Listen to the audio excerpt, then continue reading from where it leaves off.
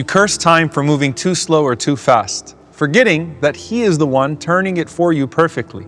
Allah says in a hadith Qudsi, يُؤْذِينِ ابْنُ آدَمْ يَسُبُّ الدَّهْرِ وَأَنَا الدَّهْرِ بِيَدِ الْأَمْرُ أُقَلِّبُ اللَّيْلَ وَالنَّهَارِ. The son of Adam hurls his abuse at me. He curses time, but I am time. In my hand is the command. I turn the night and the day.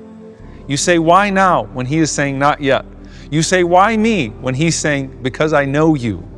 We've spoken about rising above your trials, grounding yourself in your blessings, and breaking out of the cycles. But the thing is, you don't get to set the schedule on any of that. And that can be extremely frustrating because it feels entirely out of your control. But when you curse time, you're actually cursing the one who owns time. Just like when you belittle a blessing, you're belittling the bestower of that blessing. So you say Alhamdulillah for your food and never criticize it, right? But what about the delays? It's one thing to talk about inner peace, but how do you come to terms with the pace of Allah's doings? When will the door open? When will the relief come? When will the dua be answered? When is this all going to get easier? When will the help of Allah finally arrive? Mata Nasrullah. Allah owns the pause, the play, the rewind, and the forward buttons of your life. But you so badly want the remote yourself, and you want to ×2 through your trials, and maybe slow motion what feels like your vacations in this journey of life. But it's not yours, and it's not yours to do. And when you're lying in bed at night and can't sleep, and your heart and mind won't sit still, or when the bills seem to be piling up on the kitchen table, or the job interview went sideways, or another marriage pursuit fell short, and that dua that you've been making for years still seems to have not broken through the heavens.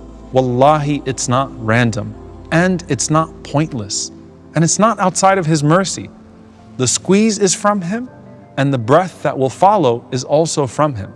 And too often in times of hardship, you're waiting so desperately for the hardship to pass, or waiting so desperately for the blessing to arrive, that you neglect the lessons and blessings you could be receiving during the waiting period itself. A window that will soon close once He opens that door you've been waiting for. Just think of the quality of your dua when you're going through test and trial. It's different, and so is the reward. Think of that mother in the moment that she's giving birth, and as she pushes out another life from inside of her, and she almost loses her own life in the process, but she still finds a way to say Alhamdulillah. And then think of the person who receives the news of the death of a child and feels like they can't breathe, but still they say Alhamdulillah. In both cases, Allah is giving them something more in the squeeze of the moment. But even when it's not that dramatic, when you're in a state of qabd, your du'as have so much more weight. They feel heavier and more intense. But the reward they get is also heavier and more intense. When Allah withholds, He's simply giving in another way. And when He gives, He's withholding in another way. And that's where His names, Al-Qabid, Al-Basit, unfold. He is the one who tightens and the one who opens, the one who draws in and the one who stretches out. Allah says, قُلْ إِنَّ رَبِّي يَبْسُطُ الرِّزْقَ لِمَنْ يَشَاءُ وَيَقْدِرُ. Say, verily my Lord expands provision for whom He wills and constricts it. So both abundance and scarcity are tests. And the worst thing you'd want is that Allah temporarily give you a greater share here that ends up spoiling you and giving you a greater share of hellfire for eternity. And Allah says, وَاللَّهُ يَقْبِضُ وَيَبْسُطُ وَإِلَيْهِ تُرْجَعُونَ. It is Allah who withholds and Allah who expands, and to Him you will all return. The reality is that the great equalizing isn't here, it's in the hereafter. But here and there, it's always in His hands. Even in our communal life, you can see how He takes from the wealthy. That's a kind of qabd by obligation that purifies our wealth. And then He expands it for the poor by making them its recipients. And then in His own creation, He tightens one stream so that He can irrigate another. And then at the end, Allah says, وَالْأَرْضُ جَمِيعًا قَبَضَتُهُ يَوْمَ الْقِيَامَةِ وَالسَّمَاوَاتُ مَطْوِيَّاتٌ بِيَمِينِهِ. That the earth, all of it, will be His handful on the day of resurrection, and the heavens will be folded in His right hand. Here, His qabd shows His might, but on the day of judgment, His qabd, His handful, shows up as mercy. ثُمَّ يَقْبِضُ قَبْضَةً مِّن نَارٍ. He will seize a handful from the fire and take out people whom others had already written off. And every night there's qabd and bast with the souls. Every night your sleep is a little death. Your soul is taken and then returned to you. You woke up today because He chose to give you back your soul. That wasn't luck. That was called bast. Both of these are divine mercy, and both of these are divine management. The tightening is not punishment, it's actually protection, and the opening is not an invitation to indulgence. It's actually a test. And both come from the same hand. And that's why many of the scholars say that these names should only be mentioned together, because one without the other could suggest Allah restricting without wisdom or giving without guidance. When He holds, He's not being stingy. He's teaching you to look inward and upward again. And when He expands, He's not necessarily rewarding. He's placing something in your hand that you can't let occupy your heart. Just like when you breathe, you can't live only inhaling, nor can you live only exhaling. Qabd and bast are the inhale and exhale of your soul. The sabr that you practice during constriction becomes oxygen for the shukr that you practice during expansion. So when a person says, Alhamdulillah, I remember this trial, so now I can appreciate this blessing properly. And Allah doesn't squeeze the believer except to reward him and replenish him as a result. Think of Jibreel alayhi salam when he squeezed the Prophet sallallahu alayhi wasallam so hard that the Prophet sallallahu alayhi wasallam said, I thought I wasn't going to be able to breathe. I thought I was going to die. But what he was doing was actually preparing him for Inna sanulqi alayka qawlan thaqila. We are going to bestow upon you a heavy word. But Allah then says, Alam nashrah laka sadrak? Did we not expand for you your chest? Allah expanded His chest for the mighty gift of the Quran.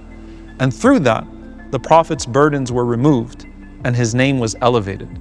Likewise, Mecca became unbearable to live in, but then Medina became the city of the Prophet ﷺ, until Allah gave him back Mecca in its entirety with an ummah multiplied many times over.